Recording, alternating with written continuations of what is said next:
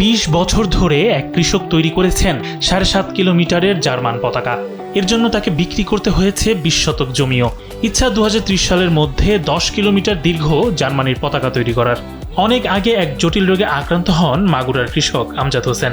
দেশের নানা চিকিৎসাতেও যখন কাজ হচ্ছিল না, তখন জার্মানির তৈরি হোমিওপ্যাথিক ঔষধ খেয়ে তিনি সম্পূর্ণ সুস্থ হয়ে ওঠেন। এরপর ভালোবেসে ফেলেন দেশটিকে।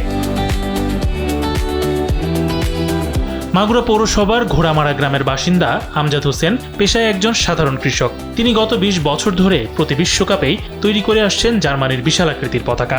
বুধবার দুপুরে মাগুরা সদর উপজেলার নিশ্চিন্তপুর মাধ্যমিক বিদ্যালয় মাঠে 7.5 কিলোমিটার দীর্ঘ জার্মানির পতাকা আনুষ্ঠানিকভাবে প্রদর্শন করেন তিনি। তার এই ফুটবল প্রেমের ব্যতিক্রম উদ্যোগ এখন দেশের ফুটবল প্রেমীদের মুখে মুখে।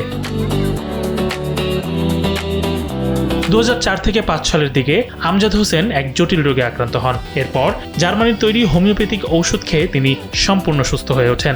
এ থেকেই দেশটির প্রতি কৃতজ্ঞতার ভাষা হিসেবে সমর্থন করে যাচ্ছেন তিনি। 2004 সালে আমার যে ব্যাধিগ্রস্ত এবং এই ব্যাধি মুক্তি পাইলে আমি জার্মানির একটা ওষুধকে এবং তারপরে এলে আমি জার্মানকে সমর্থন করি এবং 2006 সালেই আমি জার্মান সরকারকে আমি পতাকা দিয়ে একটা উপহার দিই।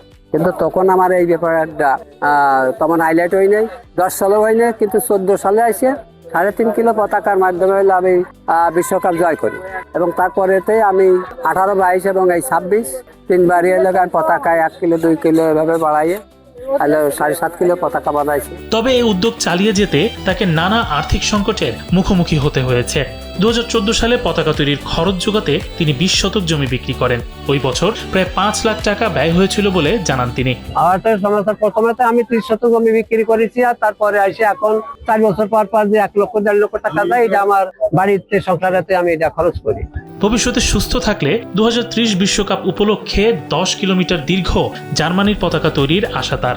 এবং আগামী বিশ্বকাপ 2030-এ, এখন 30 সালে বিশ্বকাপ আমি যদি আল্লাহ পাক আমার হাতে বাঁচায় রাখে 10 কিলো পতাকা বানাবো এবং পতাকা খেলার শেষে তারাই যেহেতু আমি পতাকাটা জার্মান জাদুঘরে লিপিবদ্ধ করবো, এই হলো আমার কথা।